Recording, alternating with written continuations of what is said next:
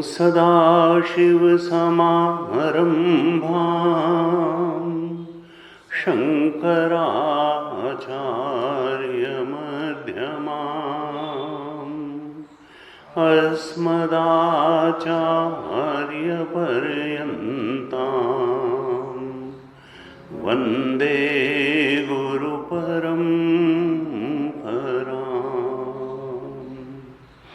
अज्ञानतिमिरान्धस्य ज्ञानाञ्जनशलाकया चक्षुरुन्मीलितं येन तस्मै श्रीगुरवे नमः। तस्मै गुरवे नमः। शांति मंत्र पढ़ेंगे। ओम भद्रं कर्णेभिः शृणुयाम देवाः।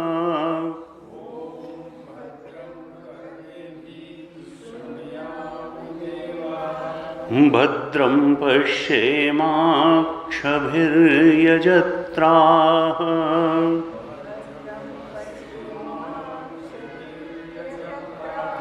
स्थिरैरङ्गैस्तुष्टुवागंसस्तनूभिः।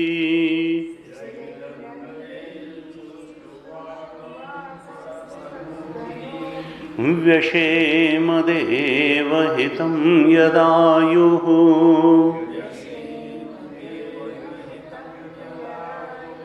स्वस्ति न इन्द्रो वृद्धश्रवाः।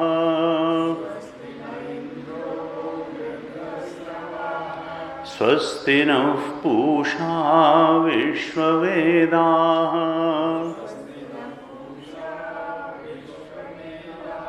स्वस्ति नस्तार्क्ष्यो अरिष्टनेमिः।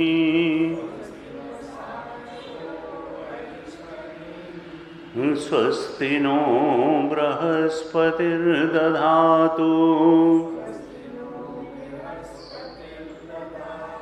ॐ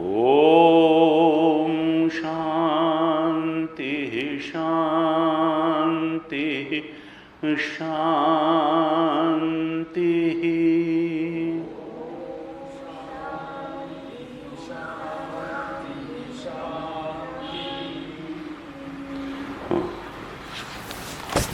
हालात शांति प्रकरण के प्रथम कारिका से पाठ करें। अंतिम प्रकरण हालात शांति प्रकरण की प्रथम कारिका से पाठ करें। आप दोहराइए। ज्ञानेनाकाशकल्पेन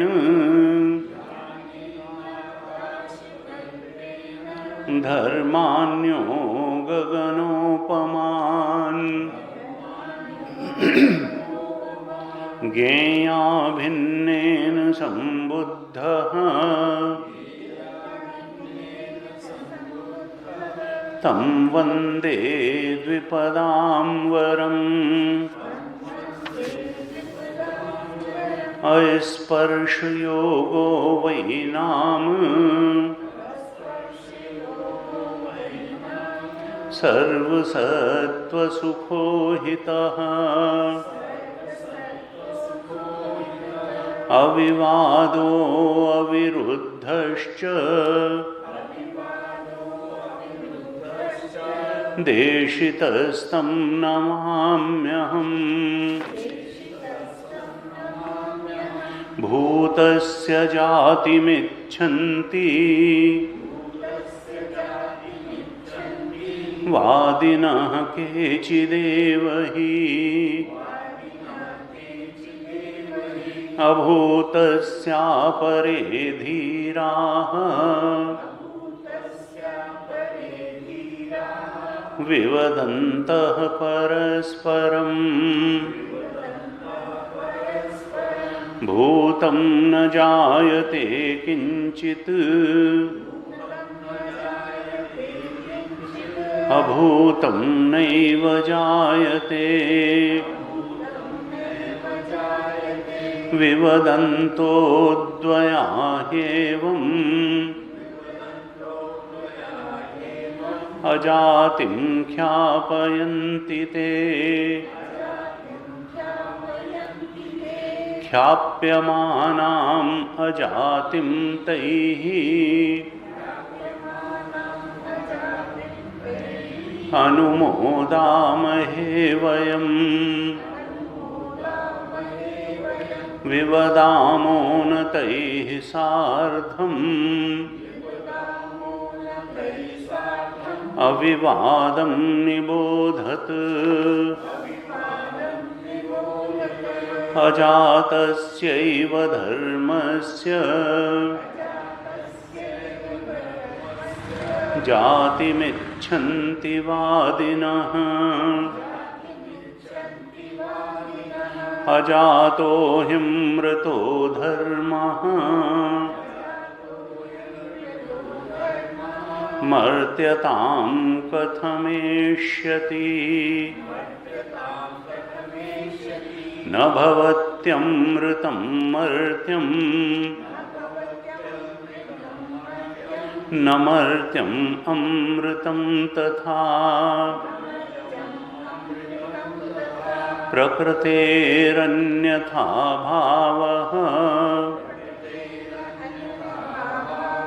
न कथञ्चित् भविष्यति स्वभावेनामृतो यस्य धर्मो गच्छति मर्त्यताम् कृतकेनामृतस्तस्य कथं स्थास्यति निश्चलः सांसिद्धिकी स्वाभाविकी सहजा अकृता च या प्रकृतिः सेति विज्ञेया स्वभावं न जहातिया जरामरणनिर्मुक्ताः सर्वे धर्माः स्वभावतः जरामरणमिच्छन्तः च्यवन्ते तन्मनीषया कारणं यस्य वै कार्यं कारणं तस्य जायते जायमानं कथमजं भिन्नं नित्यं कथं च तत् कारणाद्यदि अनन्यत्वम्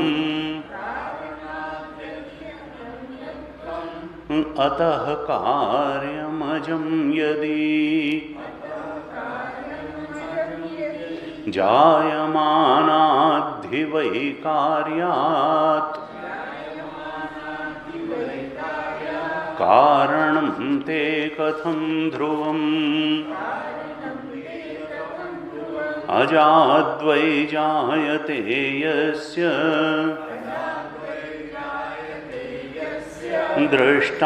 दृष्टान्तस्तस्य नास्ति वै जाताच्च जायमानस्य न व्यवस्था प्रसज्यते हेतोरादिः फलं येषाम्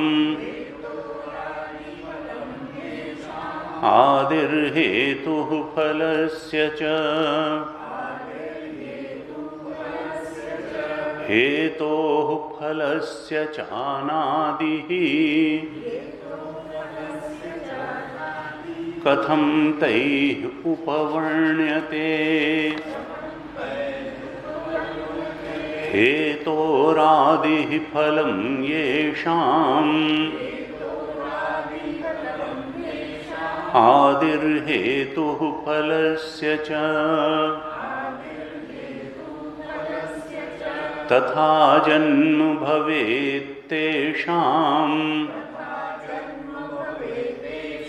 पुत्रात् जन्म पितुर्यथा संभवे हेतुफलयोः एषितव्यः क्रमस्त्वया युगपत् संभवे यस्मात् असंबंधो विषाणवत् फलादुत्पद्यमानः सत् न ते हेतुः प्रसिद्ध्यति अप्रसिद्धः कथं हेतुः फलम् उत्पादयिष्यति यदि हेतोः फलात् सिद्धिः फलसिद्धिश्च हेतुतः कतरत् पूर्वनिष्पन्नम् यस्य सिद्धिरपेक्षया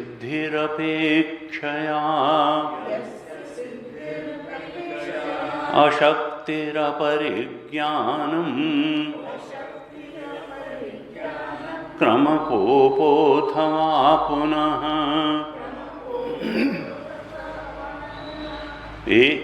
अशक्तिः अपरिज्ञानम् क्रमकोपोऽथवा पुनः एवं हि सर्वथा बुद्धि बुद्धैः अजातिः परिदीपिता बीजाङ्कुराख्यो दृष्टान्तः सदा साध्यसमो हि सः न हि साध्यसमो हेतुः सिद्धौ साध्यस्य युज्यते।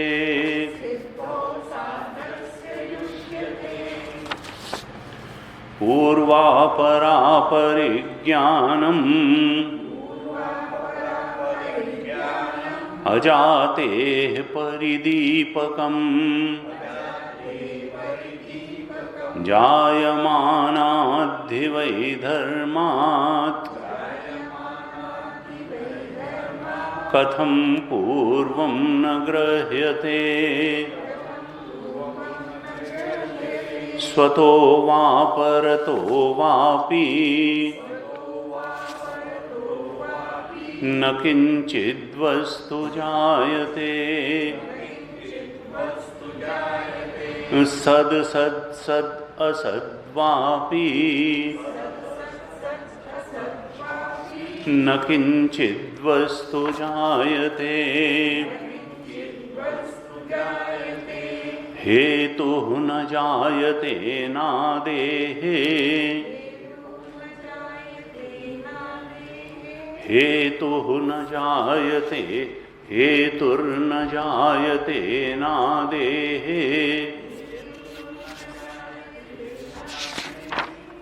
क्या ठीक है।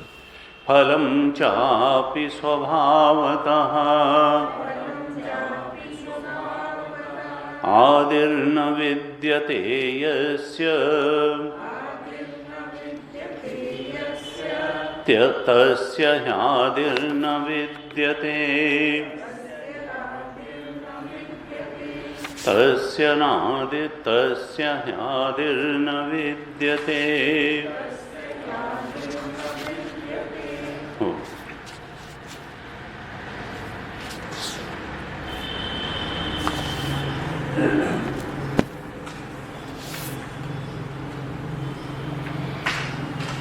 ईश्वर अनुग्रहादेव पुंसाम अद्वैत वासना। भगवान शंकराचार्य ने कहा कि देखो, जब अद्वैत तत्व को जानने की इच्छा किसी के अंदर उत्पन्न होती है तो इसका अर्थ है कि उसके ऊपर भगवान का अनुग्रह हुआ है। बिना भगवान के अनुग्रह के तत्व के बोध की इच्छा भी नहीं होती।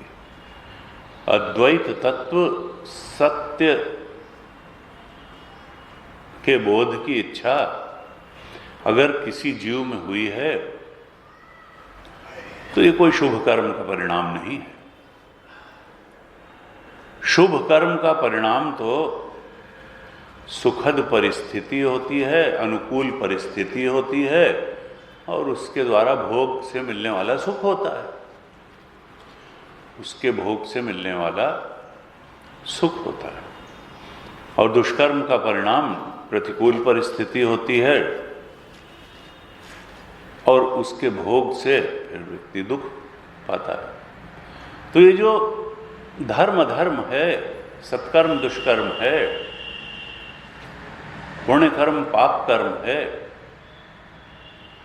इससे तो सुख दुख ही मिलता है, इससे अद्वैत वासना नहीं मिलती। अद्वैत वासना अगर हुई है, सत्य को जानने की इच्छा हुई है, तो भगवान शंकराचार्य जी ने कहा कि ईश्वरानुग्रहादेव, समझ लो भगवान का अनुग्रह हुआ है तभी मांडूक्य उपनिषद सुनने की इच्छा हुई और सुनते रहने का ग्रह बना। ईश्वरानुग्रहादेव पुंसाम अद्वैत वासना। अद्वैत तत्व क्या है ये जानने की इच्छा, उसमें प्रतिष्ठित होने की इच्छा, ये इस बात का द्योतक है कि भगवत कृपा हो चुकी है। राम कृपा बिनु सुन खगराई, जान न जाए राम प्रभुताई। भगवान की कृपा के बिना भगवान की महत्ता, भगवान के तत्व को जाना नहीं जा सकता है।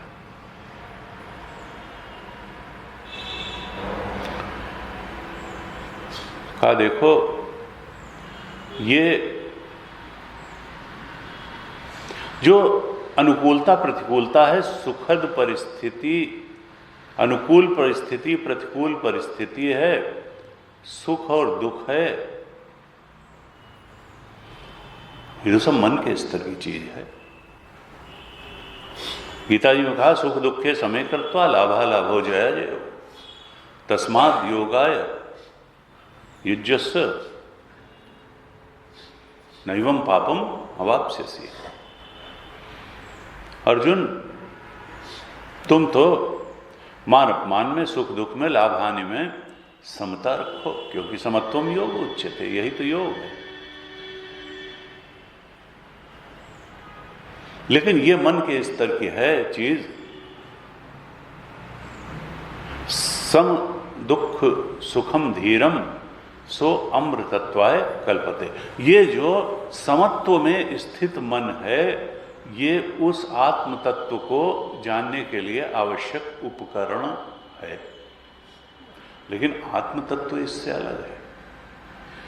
आत्म तत्व तो सब कुछ का प्रकाशक है और सब कुछ का अधिष्ठान है, और बाकी सब चीज जो कि मैं और मोर तोर तय माया, जो मन और बुद्धि से पकड़ में आने वाली जितनी चीजें हैं, इंद्रियों से पकड़ में आने वाली जितनी चीजें हैं, इंक्लूडिंग इंद्रियां, मन और बुद्धि, ये सब माया से उत्पन्न है। ये आत्म तत्व नहीं है, ये प्रकाशित हैं, ये प्रकाशक नहीं है। ये अध्यस्त हैं, ये अधिष्ठान नहीं है। प्रकाशक हमारा आत्मा है, हमारी चेतना है, और अधिष्ठान भी हमारी चेतना ही है, जिसको हम अपने अंदर प्योर कॉन्शियसनेस के रूप में अनुभव करते हैं।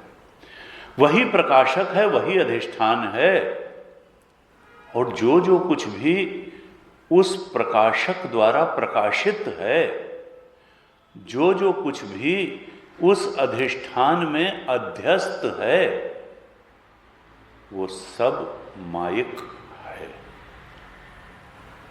वो सब बदलने और मिटने वाला है, वो सब परिवर्तनशील है, वो सब सच्चा नहीं। वो सब जब सच्चा ही नहीं है तो महत्वपूर्ण क्यों होगा? वो सब सच्चा नहीं है, वो सब महत्वपूर्ण नहीं है, और जो सच्चा नहीं है, महत्वपूर्ण नहीं है, तो फिर वो सुखद भी क्या होगा? सच्चा कौन है? मांडुक्य उपनिषद कहता है, कारिका कहती है, भगवान भाष्यकार कहते हैं, उपनिषद कहते हैं कि सच्चा तो वह अद्वैत आत्म तत्व ही है। वो शुद्ध चेतन ही सच्चा है, जो प्रकाशक है, जो अधिष्ठान है, सच्चा तो वही है, और इसलिए महत्वपूर्ण भी वही है, और सुखदायक भी वही है, आनंद स्वरूप भी वही है। उसमें स्थिति ही वास्तव में सुखद है, अक्षय सुख देने वाला है, परम शांति देने वाला है। और जो कुछ भी प्रकाशित है, जो कुछ भी अध्यस्त है, इसका मतलब वो सच्चा भी नहीं है, और वो महत्वपूर्ण भी नहीं है, और वो सुखद भी नहीं। अब प्रवचन में ये चीज सुनने में बहुत अच्छी लगती है, गुरु जी कहते थे, लेकिन इस पर बहुत गहरे विचार की जरूरत है, क्योंकि वो जो जिसको कहा जा रहा है सच्चा नहीं है, जिसको कहा जा रहा है महत्वपूर्ण नहीं है, जिसको कहा जा रहा है सुखद नहीं है, उसमें हमारा ये शरीर भी है। ये किसी और के बारे में बात नहीं हो रही है। और अपने ही शरीर को अनुभव में आते हुए ही ये कह देना कि ये सच्चा नहीं है और ये महत्वपूर्ण नहीं है और ये सुखद नहीं है, इसके लिए बड़ी ताकत चाहिए, इसके लिए विचार की बड़ी गहराई चाहिए। लेकिन अगर हम विचार करेंगे तो निकलेगा ही, क्योंकि अनुभव द्वारा, परंपरा द्वारा, विश्वास द्वारा तो हम मान सकते हैं कि ये बहुत सच्चा है, बड़ा महत्वपूर्ण है और बड़ा सुखद है। लेकिन अगर अनुभव को ही प्रमाण मानेंगे तो फिर स्वप्न में भी हमको एक शरीर मिला था, तो फिर वो शरीर भी सच्चा था, क्योंकि सुख दुख तो उस शरीर से भी प्राप्त हुआ था स्वप्न में। उस समय तो वो बड़ा महत्वपूर्ण था, उसको बचाने के लिए हम उतने ही प्रयासशील थे जैसे जागृत के इस शरीर को बचाने के लिए प्रयत्नशील होते हैं। तो अगर हम अनुभव को ही प्रमाण मानेंगे तब स्वप्न के शरीर को भी सच्चा मानना पड़ेगा। तो विचार के धरातल पर कहीं यह बात टिकती नहीं है कि ये शरीर सच्चा है या ये शरीर महत्वपूर्ण है। स्वप्न के समय स्वप्न का शरीर बहुत महत्वपूर्ण लग रहा था, या ये सुखद है, सुख देने वाला है।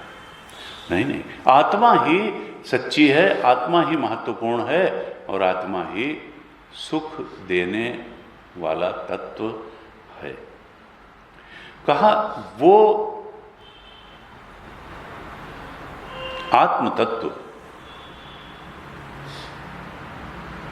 उसके बोध की तरफ बढ़ना।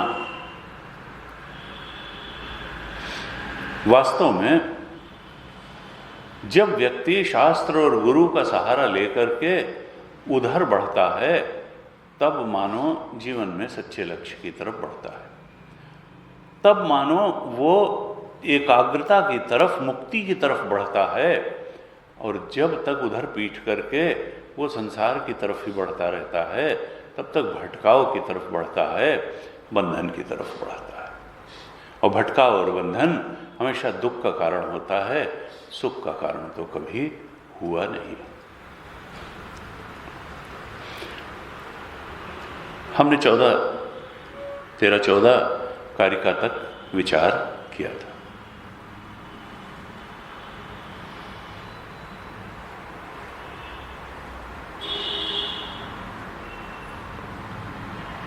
तीनों ही प्रारंभ के प्रकरणों में कारिकाकार ने अद्वैत तत्व की ही प्रतिष्ठा की, कभी आगम की प्रधानता से की, कभी संसार की नश्वरता दिखा करके वैतथ्य प्रकरण में अद्वैत तत्व की ही प्रतिष्ठापित किया, और कभी अद्वैत प्रकरण में युक्तियों, श्रुतियों और अनुभूति, श्रुति, युक्ति और अनुभूति तीनों के माध्यम से उसी अद्वैत तत्व का प्रतिपादन किया कि सत्य वही है। अब अलात शांति प्रकरण में जो अन्य मतांतर हैं उनकी कमियां दिखा करके उसी अद्वैत तत्व की सत्यता का बोध कराने की दिशा में कारिकाकार प्रयासरत है। हमने देखा कि द्वैतियों में मुख्य रूप से 2 स्कूल ऑफ थॉट्स, सत्कार्यवादी और असत्कार्यवादी। सत्कार्यवादी सांख्य और योग जो मानते हैं कि नहीं, सत्य से इस सृष्टि का जन्म हुआ, विद्यमान वस्तु से इस जगत का जन्म हुआ, कुछ था जिससे ये जगत उत्पन्न हुआ।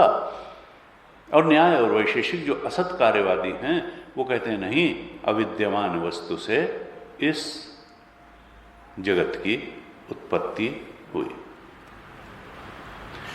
हमने चर्चा की थी, इन दोनों ने ही एक दूसरे के मत को काटा और बड़ी उपयुक्त युक्तियों द्वारा काटा।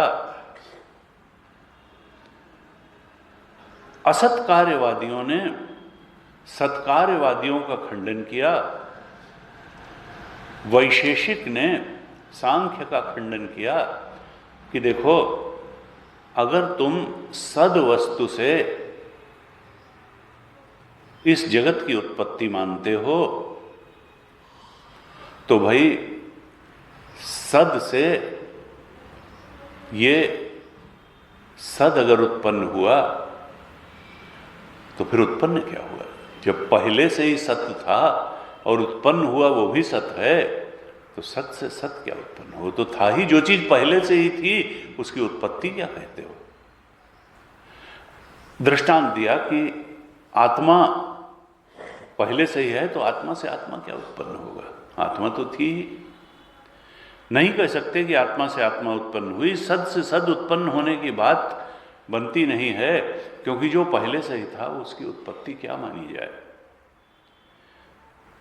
और सांख्यों ने वैशेषिकों का खंडन किया, कहा देखो, अविद्यमान वस्तु से कुछ भी उत्पन्न नहीं हो सकता, क्योंकि जो चीज है ही नहीं उससे उत्पत्ति क्या होगी? खरगोश के सींग से कुछ उत्पत्ति नहीं हो सकती, वंध्यापुत्र से कुछ उत्पन्न नहीं हो सकता। कारिकाकार ने कहा कि देखो, ये दोनों ही ठीक बात कहते हैं और हमारी बात को ही सत्यापित कहते हैं, करते हैं। न तो सत्य से उत्पत्ति हो सकती है, ना असत से उत्पत्ति हो सकती है। वास्तव में उत्पत्ति हो ही नहीं सकती है। अजात ही सत्य है, अजातवाद ही सत्य है। कारिकाकार का मत है, मांडूक्य उपनिषद का मत है कि कुछ पैदा हुआ नहीं। रस्सी में सांप की तरह ये सृष्टि प्रतीत होती है, ये वास्तव में इसकी कोई वास्तविक सत्ता है ही नहीं। कुछ उत्पत्ति नहीं हुई है, आकाश में नीलिमा की उत्पत्ति नहीं हुई है, मृग मरीचिका में जल की उत्पत्ति नहीं होती है, बस दिखाई देती है, होता होता वहाँ कुछ नहीं है। इसी तरीके से आत्म तत्व में ये सृष्टि दिखाई देती है नहीं।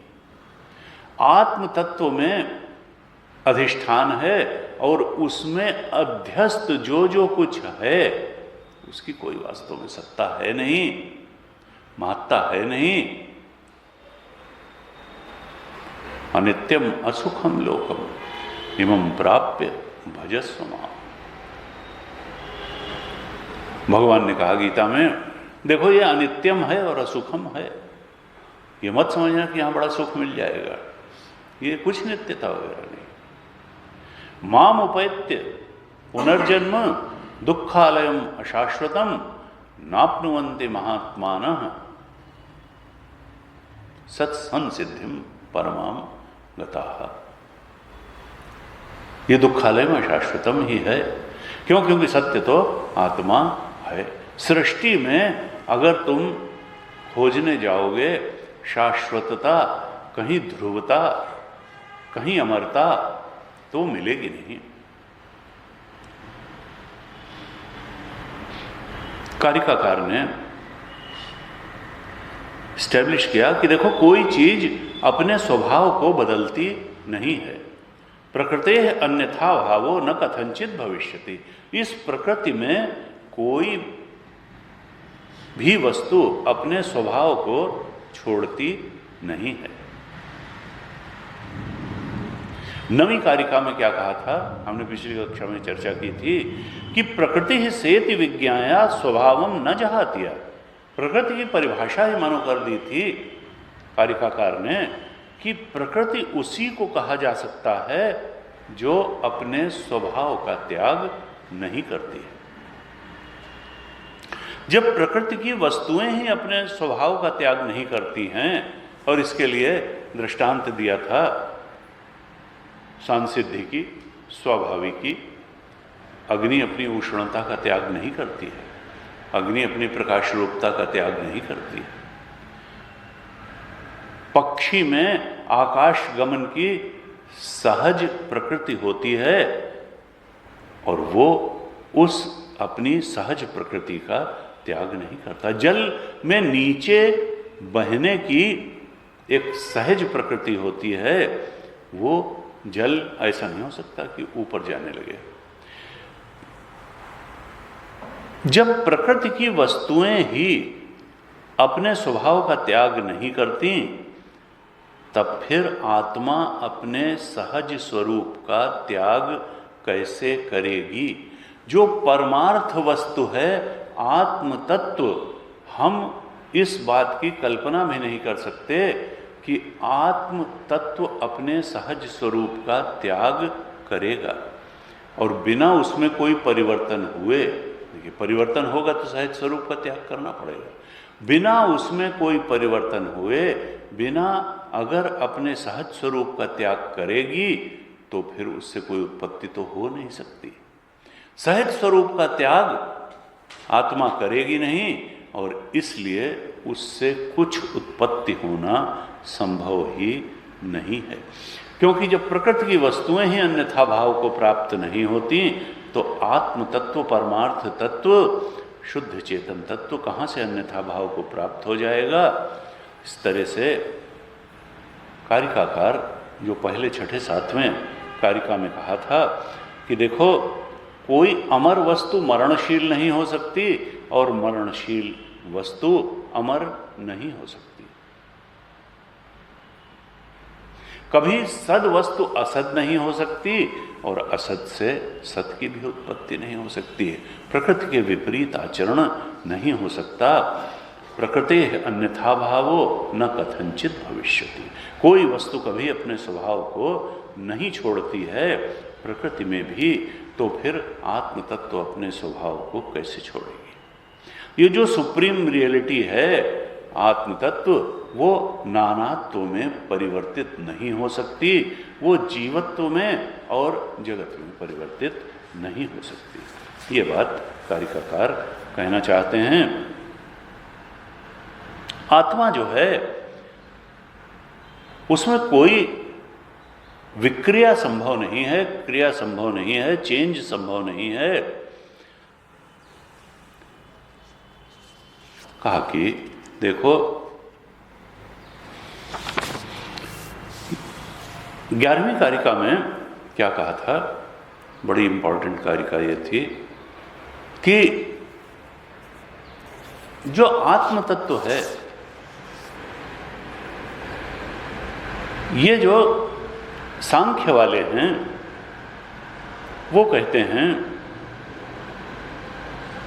कि कारण जो है वो खुद ही कार्य में परिवर्तित हो जाता है। सद से सद की उत्पत्ति हो जाती है, सद कारण से सद कार्य की उत्पत्ति हो जाती है। सत्कार्यवादी या सांख्य कहते हैं कारण जो है वो खुद ही कार्य के रूप में उत्पन्न हो जाता है। कॉज जो है वो खुद ही इफेक्ट के रूप में आ जाता है। अब इस पर वैशेषिक आक्षेप करता है कि देखो, ये तो जायमानम कथम अजम, अगर उससे कुछ उत्पन्न होता है तो फिर तुम उसको अज कहना छोड़ दो, अजन्मा कहना छोड़ दो। क्योंकि बिना परिवर्तन हुए किसी चीज से कोई चीज वास्तविक रूप में उत्पन्न हो नहीं सकती है। अगर सद रूप में किसी चीज से कुछ उत्पन्न होना है तो वो परिवर्तित हो के ही होगा। और आत्म तत्व में अगर परिवर्तन हो जाएगा तो फिर उसको अज क्यों कहोगे? वो अजन्मा नहीं रह जाएगा, वो तो जायमानता हो जाएगी उसमें। कहा इसी प्रकार से भिन्नम नित्यम कथम च तत्, उसकी अजता नहीं रह जाएगी अगर उसमें से कुछ जायमान होगा, और उसकी नित्यता भी नहीं रह जाएगी क्योंकि उसमें कुछ न कुछ मॉडिफिकेशन जरूर आएगा, कुछ न कुछ रूपांतरण जरूर हो जाएगा अगर उससे सदरूप में कुछ उत्पन्न होना है। इसलिए वो नित्य नहीं रह जाएगा, वो शाश्वत नहीं रह जाएगा अगर उससे वास्तव में ही कुछ उत्पन्न होगा। इस तरह से वैशेषिक ने सांख्य पर आक्षेप किया कि देखो, सदरूप में तो आत्मा से कुछ उत्पन्न हो ही नहीं सकता है। कहा देखो, अगर तुम कार्य और कारण की अनन्यता मानोगे, कार्य और कारण बिल्कुल एक जैसे हैं, क्योंकि कहा कारण स्वयं ही कार्य के रूप में उत्पन्न हो जाता है। अगर तुम कहोगे कि कार्य और कारण बिल्कुल एक रूप हैं, तो फिर अभेद मानोगे, तो या तो कार्य को कारण की तरह मानना पड़ेगा या कारण को कार्य की तरह मानना पड़ेगा। अगर अनन्यता अभेद मानोगे कि कारण स्वयं ही परिवर्तित होकर के कार्य हो गया, जैसा कारण है वैसा कार्य है, कारणम यस्य वही कार्य, कारण ही कार्य के रूप में उत्पन्न हो जाता है, तो फिर कहते हैं कि कार्यम अजम यदि, तो या तो तुमको कार्य को भी अजन्मा मान, क्योंकि कारण को तुम अजन्मा कहते हो, शाश्वत कहते हो, तो फिर कार्य को भी अजन्मा और शाश्वत। अगर दोनों एक जैसे हैं, अभेद है, अनन्यता है, और कारण को तुम कहते हो अजन्मा है, शाश्वत है, और कार्य और कारण एक जैसा अनन्यता मानते हो, अभेद मानते हो, तो फिर कार्य को भी तुमको अजन्मा और शाश्वत या तो मानना पड़ेगा। और अगर ऐसा नहीं मानोगे, कारण और कार्य में अभेद, कार्य को कहोगे कि नहीं नहीं कार्य जो है वो तो मरणशील है, जैसा कि दिखाई देता है संसार में, तो फिर भाई कारण को भी मरणशील मान लो। कारणम ते कथम ध्रुवम, अगर तुम जायमान मानोगे तो फिर कारण को भी तुमको अध्रुवम मानना पड़ेगा, कारण को भी तुमको मानना पड़ेगा कि ये जायमान है, ये अजन्मा नहीं है। या तो कार्य को भी अजन्मा मानो या कारण को भी जायमान मानो, तब तो अनन्यता मान सकते हो। इसका मतलब क्या है कि अनन्य अनन्य नहीं है, कुछ उत्पन्न हो नहीं सकता है, क्योंकि अगर अभेद मानोगे कि कारण स्वयं कार्य के रूप में परिवर्तित हो गया और कारण और कार्य का अभेद है, तो फिर कार्य जो है वो भी कारण की तरह अज मानना पड़ेगा, या तो फिर कारण को भी कार्य की तरह जायमान और मरणशील मानना पड़ेगा, जो कि संभव नहीं है। इसका मतलब कोई लॉजिक नहीं बनता है ये कहने का कि कारण से कार्य की उत्पत्ति हुई, सदरूप में या असद रूप में। फिर 13वें में कहा था कि देखो, अगर हम ये मानते हैं कि अजन्मा कारण से कार्य का जन्म होता है, कारण तो अजन्मा है और उससे कार्य का जन्म हुआ, तो भाई सृष्टि में कोई दृष्टांत नहीं मिलेगा उसका, क्योंकि यहां किसी अजन्मा से जन्म का कोई दृष्टांत नहीं। हमारे पिताजी से हमारा जन्म हुआ तो उनका भी जन्म हुआ, तो वो कोई अजन्मा थोड़े थे।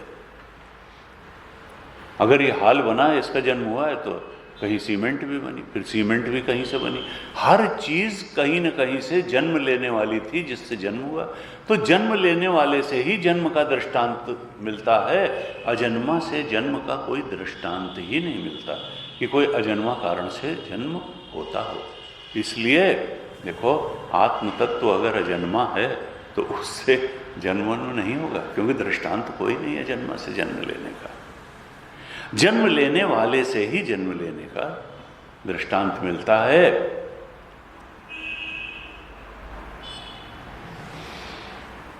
चौदहवीं कारिका में क्या कहा था?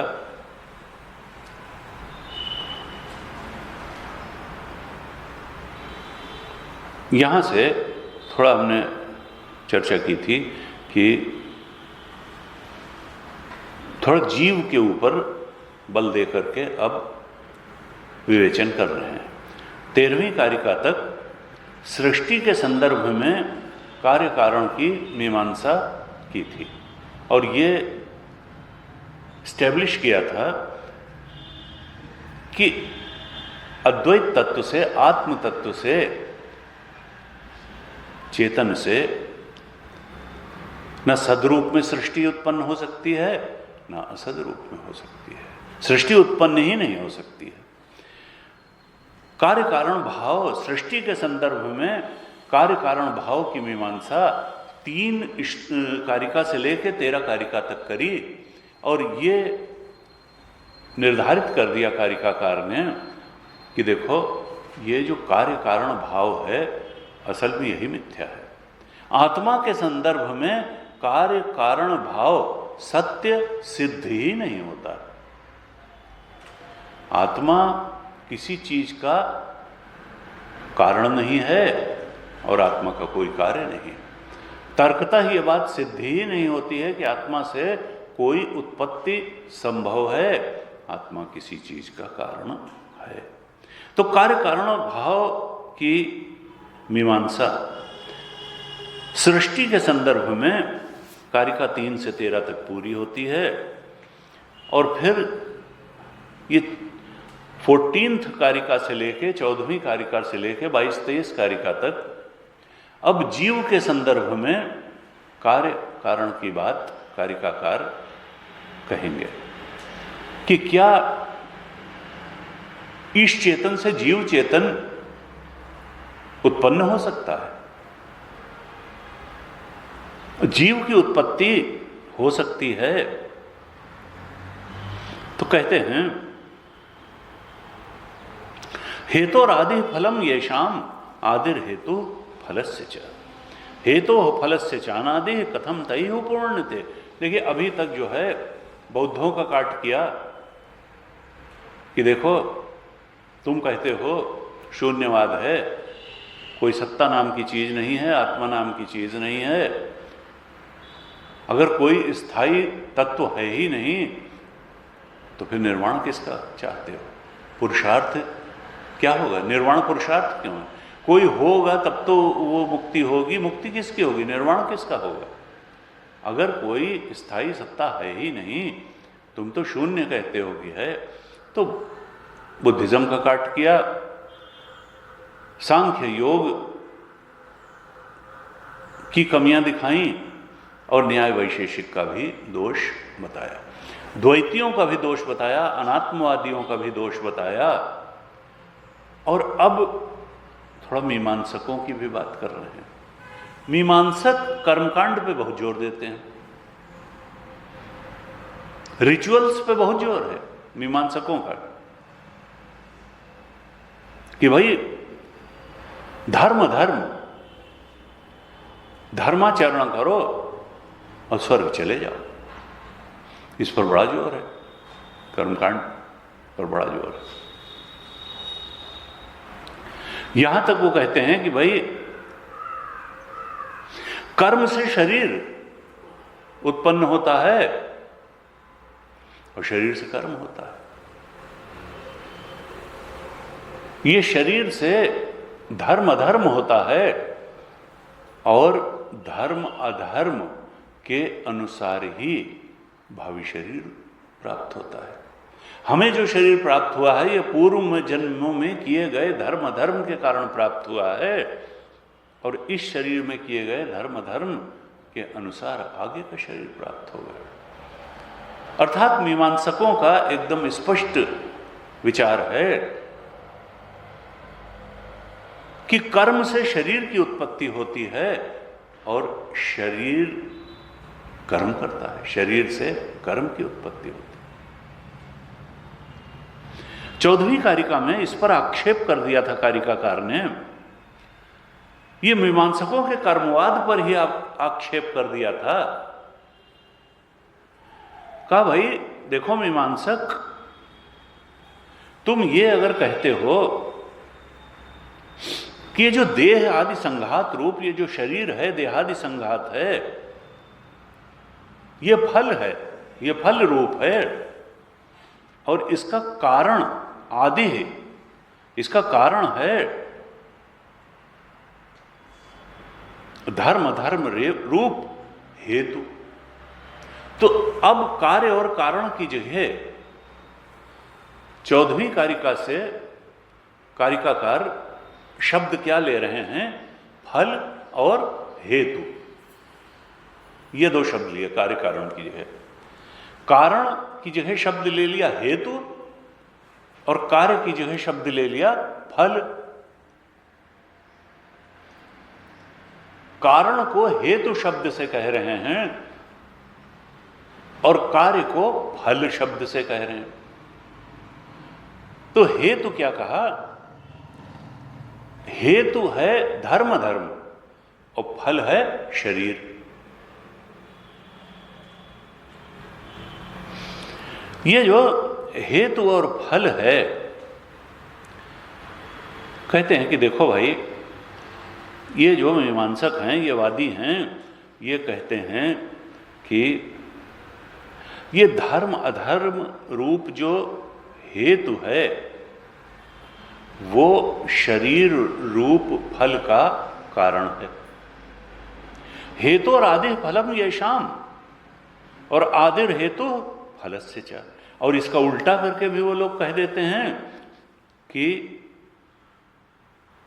धर्म अधर्म रूप जो हेतु है, कर्म रूप जो हेतु है, कर्म जो है धर्म या अधर्म रूप ही होता है। शास्त्र के अनुसार जो कर्म होता है वो धर्म, और शास्त्र विरुद्ध उसको अधर्म। तो कर्म रूपी हेतु से शरीर रूपी फल उत्पन्न होता है। यानी कर्म हेतु है शरीर रूपी फल का, और फिर वो हेतु कैसे पैदा होता है? धर्म अधर्म रूप जो हेतु है उसका कारण क्या है? कहा धर्म अधर्म रूप हेतु का कारण है ये देहादि संघात रूप फल शरीर। कर्म का कारण शरीर और शरीर का कारण कर्म। अब देखिए कैसा जो है गोल गोल बना दिया। अब कारिकाकार कहते हैं कि हे मीमांसक, तुमने कर्म को कारण बताया शरीर का, और फिर शरीर को कारण बता दिया कर्म का। कर्म हेतु है शरीर रूपी फल का, और फिर कर्म रूप हेतु का कारण है शरीर रूप फल। यानी हेतु से फल की सिद्ध की और फल से हेतु की सिद्धि तुमने कर दी। यानी ये एक दूसरे के कार्य और कारण है। हेतु और फल अर्थात कर्म और शरीर ये परस्पर कार्य और कारण है, एक दूसरे के कार्य और कारण है। इसका मतलब क्या है कि एक का कारण ये, हेतु का कारण फल और फल का कारण हेतु, यानी इनमें कोई अनादि तो है ही नहीं। दोनों जो है आदि है दोनों की। हेतु आदि फलम येषाम, फल की आदि है हेतु और हेतु की आदि है फल। आदि का मतलब कारण। तो अनादि क्या है? कारण रहित तो कोई बचा नहीं, अनादि तो कोई बचा ही नहीं। और आत्मा तो कारण है, आत्मा का कोई कारण थोड़े है। आत्मा का भी अगर कारण होगा कोई तो वो आत्मा होगा। कहा ये तुमने तो एक दूसरे को इतरेतर कार्य कारण बना दिया, दोनों को आदि ही कह दिया। एक की आदि, हेतु की आदि है फल और फल की आदि है हेतु, तो अनादि तो कुछ बचा ही नहीं, कारण रहित तो कुछ बचा ही नहीं, अनादि कुछ बचा ही नहीं। कारण रहित स्वयं सिद्ध कुछ नहीं। आत्मा तो स्वयं सिद्ध है, अपना कारण स्वयं है। यहां तो दोनों एक दूसरे का कारण हो गए। इसका मतलब क्या है कि कोई कूटस्थ और नित्य आत्मा वो तो सिद्धि ही नहीं होती तुम्हारे मत में। कोई कारण रहित स्वयं सिद्ध कूटस्थ आत्मा जिसका कोई कारण न हो वो तो सिद्धि ही नहीं होती है। यहां तो हेतु और फल यही है। तो इस तरह से कहा कि देखो ये कर्मवाद जो है ये तुम्हारा ये शरीर से कर्म और कर्म से शरीर और फिर स्वर्ग जाना और सुखद और दुखद परिस्थिति, ये सब अध्यस्त कोटि में ही है। ये सब अध्यस्त कोटि में है। जो अधिष्ठान है वो तो आत्मदेव है, वहां तक तो तुम्हारी पहुंच ही नहीं हुई। उस अद्वैत तत्व तक तो तुम्हारी पहुंच ही नहीं हुई। तुम तो तत्वबोध में ही फंसे रह गए, मांडूक्य तक आ ही नहीं पाए। क्योंकि तत्वबोध में जो पढ़ते हैं, गुरु जी कहते थे, तो पहले ही बताया जाता है कि ये शरीर क्या है, सूक्ष्म सत्कर्म जन्यम, ये तो सत्कर्म जन्यम है। और लोग 20-20 साल वेदांत पढ़ते रहते हैं और वही पकड़ के बैठे रहते हैं कि तत्वबोध में तो कहा था सत्कर्म जन्यम, और यहां तो कह दिया कर्म वर्म मूर्खता। कर्म कहाँ और जन्य क्या? कोई जन्य वन्य नहीं। वो कहते थे भाई तत्वबोध से ऊपर उठो, मांडूक्य तक आओ, नहीं तो सत्कर्म जन्यम में ही फंसे रहोगे। ये सत्कर्म जन्यम से ऊपर की बात बता रहे हैं कारिकाकार। ये कह रहे हैं कर्मवाद पर ही आक्षेप कर रहे हैं। ये हेतु और फल, ये क्या है? ये एक को हेतु और दूसरे को फल बताना, ये सब गोल गोल घुमाना है। ये कार्य कारण कभी हो ही नहीं सकता। कोई कुछ कारण वारण, न शरीर सत्य है, न कर्म सत्य है, न उससे उससे उससे, ये सब अध्यस्त कोटि की चीजें हैं। ये अधिष्ठान कूटस्थ नित्य आत्मा सत्य है और ये उसका अधिष्ठान है। कहते हैं 15वीं कारिका में क्या कहा?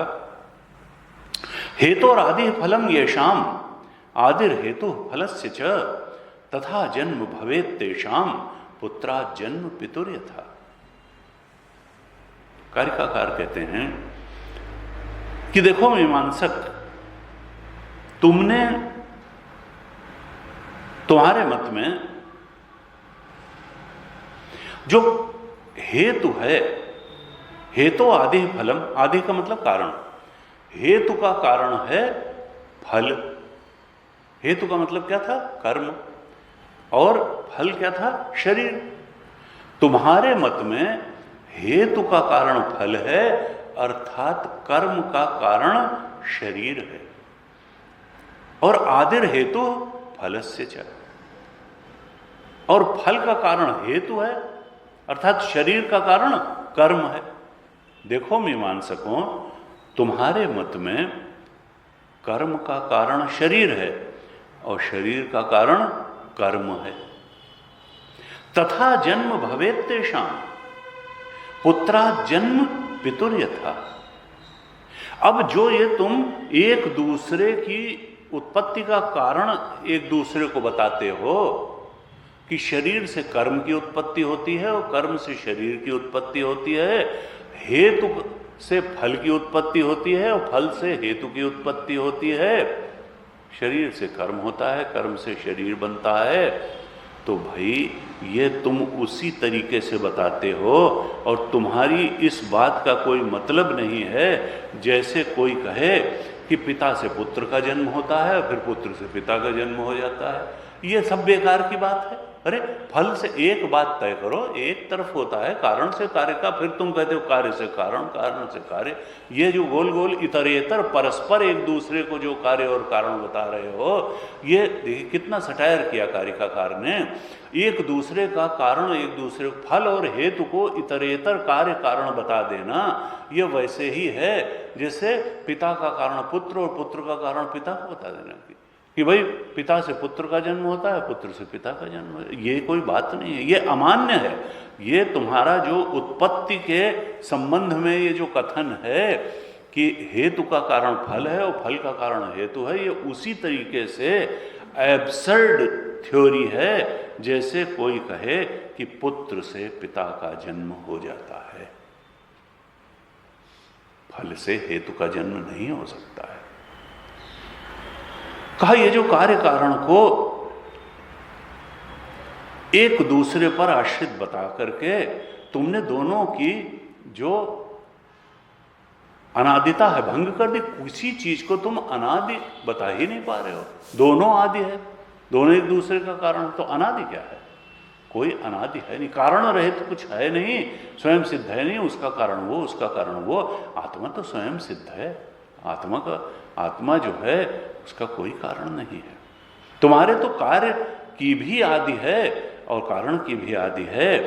इसलिए जो नित्य कूटस्थ आत्मा है उसके साथ न तुम्हारे हेतु का कोई संबंध जोड़ता है न फल का कोई संबंध जोड़ता है। तो श्लोक 14 से कारिकाकार ने अनादिता का खंडन किया था कि देखो तुम्हारे मत में अनादि तो कुछ है ही नहीं, सब आदि आदि ही बताते हो। और कारिका 15 में कह दिया कि देखो तुम्हारे मत में कार्य कारण भाव इस्टेब्लिश नहीं हो सकता है, क्योंकि जब तुम हेतु को का कारण फल को, फल का कारण हेतु को बताते हो तो फिर पुत्र पिता का कारण नहीं होता। पुत्रात् जन्म पितुर यथा, पुत्र से पिता का जन्म नहीं हो सकता। तो इस तरह से अनादिता का भी खंडन कर दिया। तुम्हारे मत में कुछ भी अनादि सिद्ध नहीं होता, कूटस्थ आत्मा सिद्ध ही नहीं होती और कार्य कारण भाव भी सिद्ध नहीं होता। कहा तुम्हारी ये तर्कतः मान्य नहीं है, तुम्हारी थ्योरी युक्ति संगत नहीं है, ये एब्सर्ड फिलॉसफी है। तो मीमांसकों तुम गलती पर हो, यू आर रॉन्ग। ऐसे 15वीं कारिका में बताया। 16वीं कारिका में क्या कहते हैं? संभवे हेतु फलयोः एषितव्यः क्रमस्त्वया युगपत् संभवे यस्मात् असंबंधो विषाणवत्। कारिकाकार कहते हैं, हे मीमांसकों, तुम जो ये कहते हो कि हेतु से फल और फल से हेतु जन्म लेता है, तो देखो कार्य कारण संबंध अगर तुम बताना चाहते हो हेतु और फल के बीच में, तो तुमको यह तो बताना ही पड़ेगा कि भाई पहले हेतु था कि पहले फल था, पहले कर्म था कि पहले शरीर था। एक चीज को पूर्वापर संबंध तुमको इस्टेब्लिश करना पड़ेगा कि पहले कौन था और बाद में कौन था, सबसीक्वेंट कौन था और प्रेसिडेंट कौन था। पहले, क्योंकि जब तक पूर्वापर संबंध नहीं होता है, कारण हमेशा उसी को कहते हैं नियत पूर्व भावित्वम कारणत्व। कारण क्या होता है कि कारण हमेशा कार्य का नियत पूर्व भावी होता है। ये वेदांत का सिद्धांत है। अगर घड़ा है तो वहां मिट्टी होनी चाहिए, निमित्त कारण कुम्हार होना चाहिए, उपादान कारण मिट्टी होनी चाहिए, और करण कारण चाक, सूत्र, डंडा वगैरह भी होना चाहिए।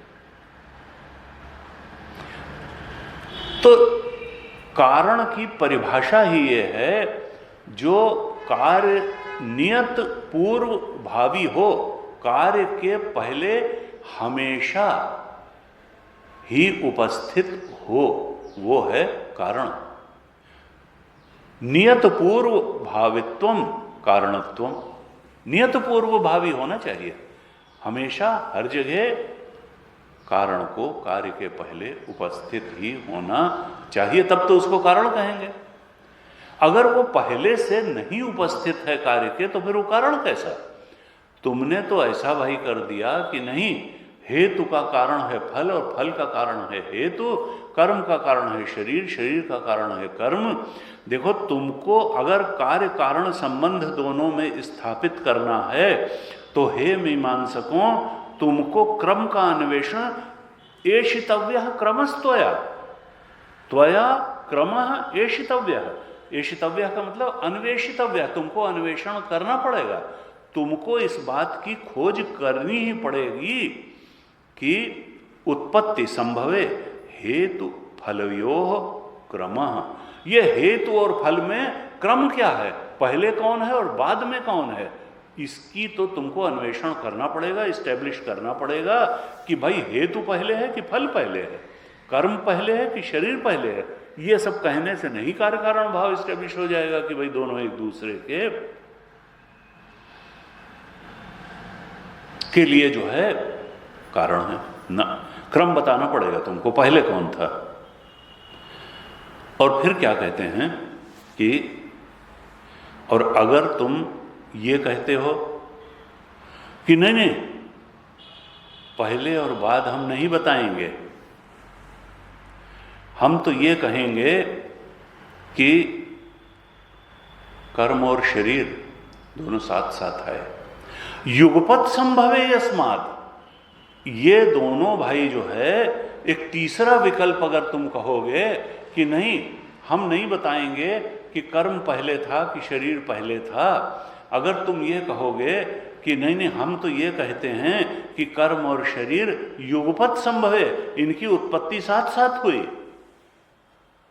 तो फिर भाई ये उसी तरीके से तुम्हारी बात होगी जैसे गाय के दोनों सींग साथ साथ आए, तो दोनों सींगों में से किसी को कार्य कारण नहीं कहा जा सकता है।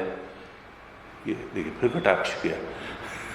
संबंधो विषाणुवत, विषाणु का मतलब सींग, गाय के दोनों सींग जो है उनमें किसको कहोगे कि कार्य है और कारण, यानी तुम्हारी बिल्कुल ये एब्सर्ड बात होगी अगर तुम कहोगे युगपत संभव है कि कर्म और शरीर साथ साथ आए, तो ये तो वैसे ही होगा कि जैसे गाय के दोनों सींग साथ साथ आते हैं, लेकिन दोनों सींगों में संबंध तो होता है कि वो उसी गाय के दोनों सींग हैं, लेकिन उसमें कार्य कारण का संबंध नहीं होता दोनों सींगों में। इसी तरीके से ये अगर तुम कहोगे कि कर्म शरीर साथ साथ है, तो इनमें कोई कार्य कारण संबंध स्टैब्लिश नहीं कर पाओगे। कहा देखो क्यों नहीं तुम स्टैब्लिश कर पा रहे हो कार्य कारण संबंध, क्यों नहीं तुम पूर्वापर संबंध निर्धारित कर पा रहे हो, क्योंकि वहां है ही नहीं, कार्य कारण जैसी कोई चीज होती ही नहीं है। होती तो तुम जरूर स्टैब्लिश कर लेते, यही तो हम भी कह रहे हैं कि नहीं होती है, कार्य कारण जैसी कोई चीज नहीं है। ये सब जो है विश्वास की बात है, परंपरा की बात है। अगर तो पूर्व और उत्तर होता होता तो तुम जरूर निश्चित कर लेते, असल में होता ही नहीं है। कहा कि देखो ये कर्म पहले कि शरीर, कर्म को पहले रखोगे तो शरीर के बिना कर्म हुआ कैसे, और शरीर को पहले रखोगे तो बिना कर्म के शरीर आया कैसे। कर्म को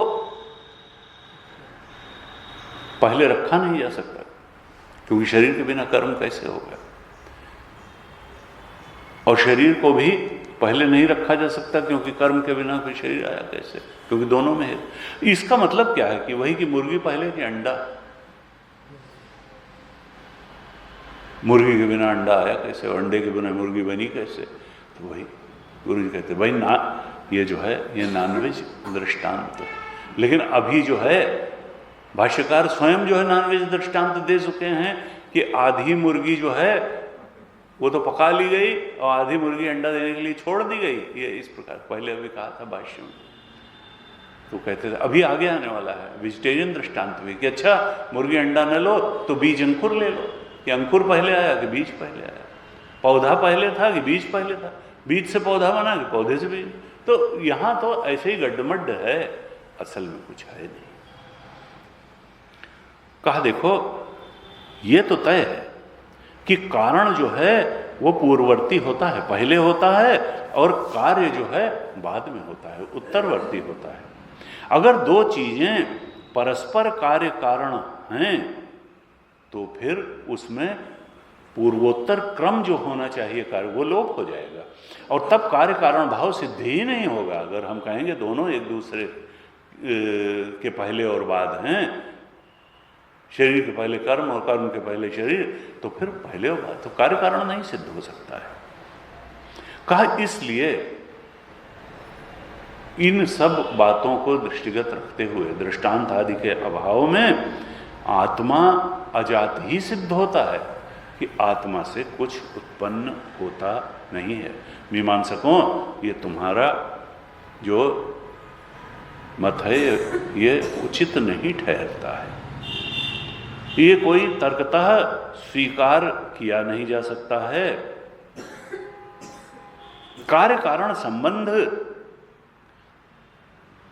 बुद्धि स्वीकार नहीं करेगी, न सृष्टि के संदर्भ में न जीव के संदर्भ में, क्योंकि बनता ही नहीं है।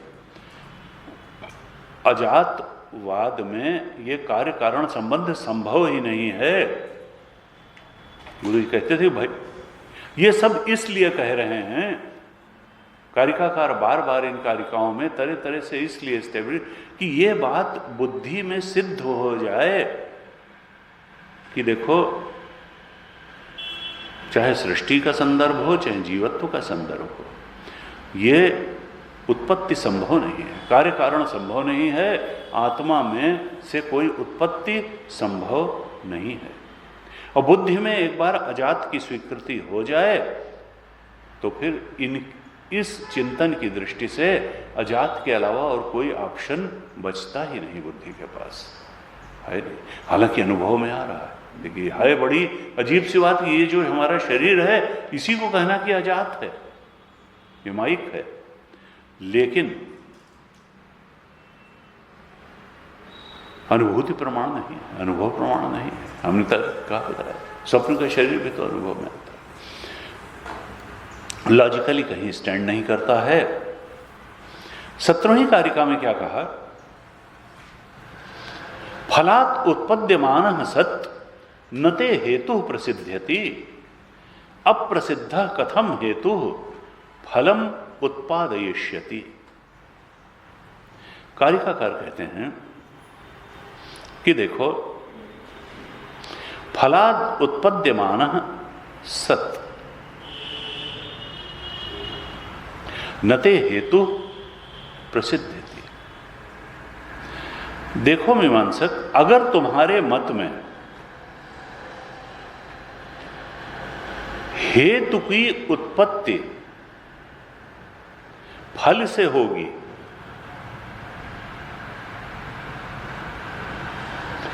तो फिर क्या होगा? तब हेतु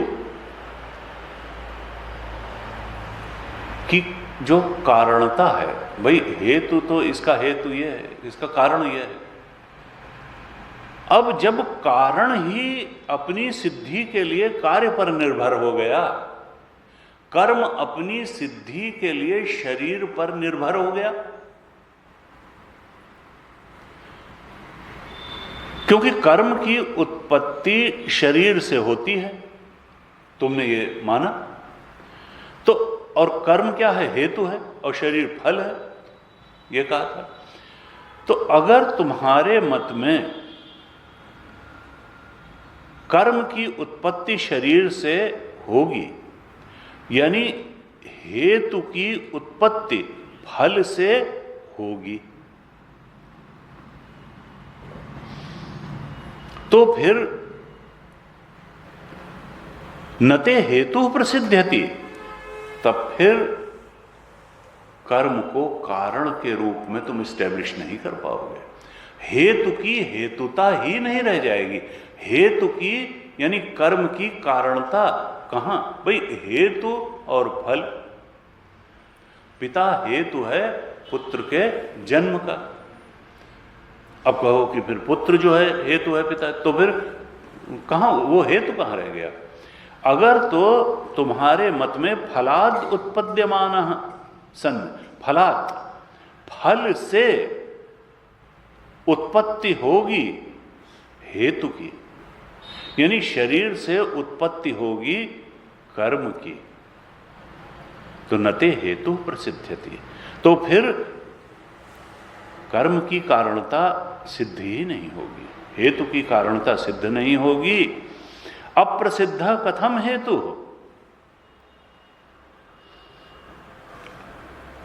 जब तुम कहते हो कि फलाद उत्पद्यमाना, जो फल है उससे हेतु की सिद्धि करना चाह रहे हो, और कहते हैं कि फल अभी है नहीं।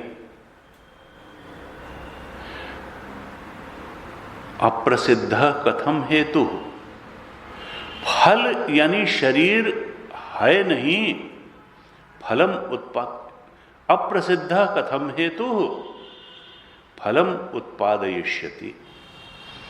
जो अभी अप्रसिद्ध है, यानी जिसकी अभी सिद्धि ही नहीं हुई है, जो पहले से सिद्ध ही नहीं है, उससे हेतु की सिद्धि कैसे होगी? तुम फल से हेतु की सिद्धि करना चाह रहे हो, यानी शरीर से कर्म की सिद्धि करना चाह रहे हो, और शरीर अभी है ही नहीं।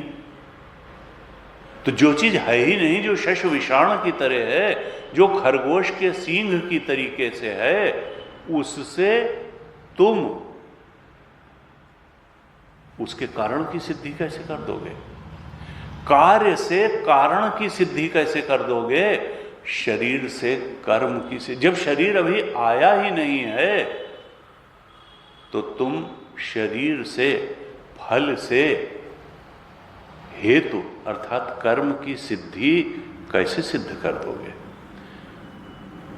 अगर शरीर अभी है ही नहीं, अप्रसिद्ध है, शरीर की सिद्धि अभी हुई ही नहीं है, फल की सिद्धि अभी हुई ही नहीं है, तब तुम उससे कर्म रूप कारण की सिद्धि कैसे कर दोगे?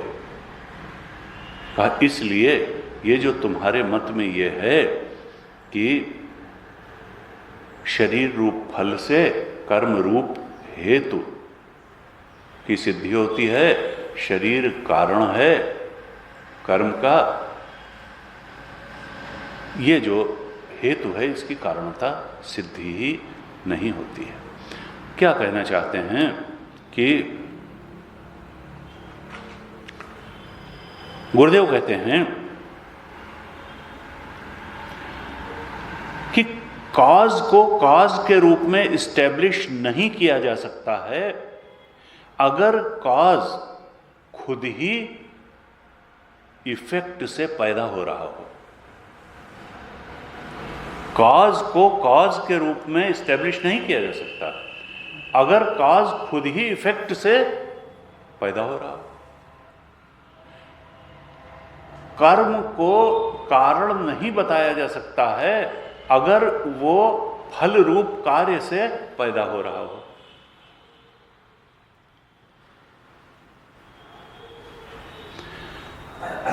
का देखो, जब तक कारण को कारण के रूप में इस्टेब्लिश नहीं किया जाता है, तब तक हम कैसे मानेंगे कि उसने कार्य को जन्म दिया? कारण की कारणता ही इस्टेब्लिश नहीं हो पाती अगर तुमने कारण को कार्य का जनक माना और फिर कार्य को कारण का जनक मान लिया। कारण से कार्य पैदा हुआ, कार्य से कारण, फल से हेतु पैदा हुआ, हेतु से फल पैदा हो गया। तो तुम्हारे मत में अगर ये है तो फिर भाई कौन पहले है और कौन बाद में है, ये तो कुछ सिद्ध हो ही नहीं पाया। तो देखो, सिद्ध से सिद्ध का संबंध होता है। तुम्हारे मत में तो दोनों ही असिद्ध हैं, अप्रसिद्ध हैं, असिद्ध हैं। तो असिद्ध से असिद्ध का कोई संबंध नहीं होता। तुम कर्म और शरीर दोनों में से किसी को तय नहीं कर पा रहे हो कि कौन पूर्व भावी है और कौन उत्तर भावी है, कौन जो है वो पहले है और कौन बाद में है, कौन एंटीसीडेंट है और कौन सब्सिक्वेंट है, पहले कौन है और बाद में कौन है। ये तुम तय ही नहीं कर पा रहे हो। जब ये तय नहीं कर पा रहे हो कि पूर्व भाव किसका है, उत्तर भाव किसका है, एंटीसीडेंट कौन है, सब्सिक्वेंट कौन है, तो फिर कार्य कारण भाव की सिद्धि हो ही नहीं सकती है। इसका मतलब क्या है कि तुम्हारे मत में कार्य कारण भाव की सिद्धि संभव ही नहीं है। और यही हम भी कह रहे हैं कि कार्य कारण भाव की सिद्धि संभव नहीं है। 18वीं कारिका में क्या कहते हैं, अर्थ देख लेते हैं इसका। यदि हेतु फलात् सिद्धि फल सिद्धिश्च हेतुता कतर पूर्व निष्पन्नम यस्य सिद्धि अपेक्षया। कहते हैं कारिकाकार, यदि हेतु फलात् सिद्धि, अगर तो फल से, फलात् पंचमी, फल से हेतु की सिद्धि होती। यदि हेतु फलात् सिद्धि, फलात् हेतु सिद्धि, यदि अगर फल से हेतु की सिद्धि होती और फल सिद्धिश्च हेतुता, और हेतु से फल की सिद्धि होती, तो कतरत पूर्व निष्पन्नम, तब ये निश्चित रूप से निश्चित करना पड़ता, निश्चय करना पड़ता कि पूर्व निष्पन्नम कौन है इन दोनों में से, इन दोनों में से पूर्व सिद्ध कौन है। कतरत पूर्व निष्पन्नम यस्य सिद्धि अपेक्षा, इनमें पहले किसकी सिद्धि हुई है तो उसी की अपेक्षा से फिर दूसरे की सिद्धि होती। कारण की सिद्धि कारण के रूप में पहले नियत पूर्व भावित्व के रूप में हो जाए, तब तो उससे होगा कि भाई ये कार्य आया बाद में।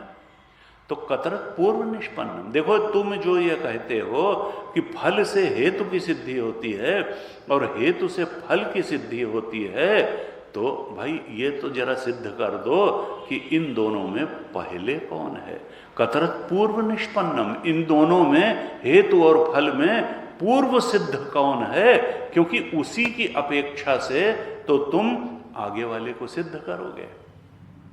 तो तुमको पहले भाई पूर्व निष्पन्नम ये तो सिद्ध ही करना पड़ेगा कि पहले कौन था, और उसकी उस पहले वाले की अपेक्षा से फिर तुम आगे वाले को सिद्ध करना चाहोगे। ऐसे कहते हैं कि देखो, अगर कर्म और शरीर दोनों में से तुम ये नहीं तय कर पा रहे हो कि पहले कौन था और बाद में कौन था, पूर्व भावी कौन है पश्चात भावी कौन है, तो देखो पूर्व भावी से ही तो पश्चात भावी की सिद्धि होती है। और अगर तुम पूर्व भाव और पश्चात भाव सिद्ध नहीं कर पा रहे हो तो तुम कार्य कारण भाव की सिद्धि नहीं कर पाओगे।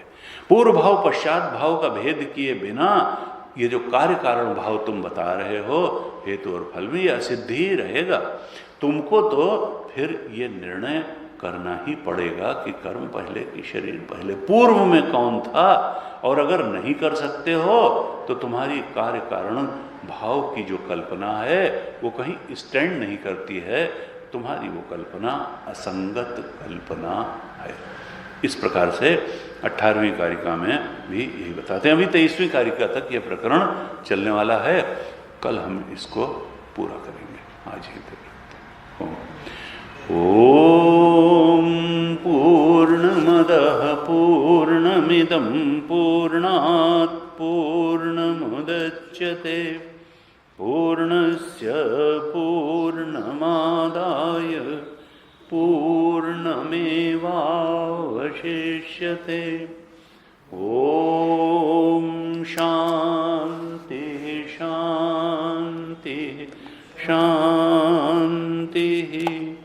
हरि ओम श्री गुरुभ्यो नमः। हरि ओम।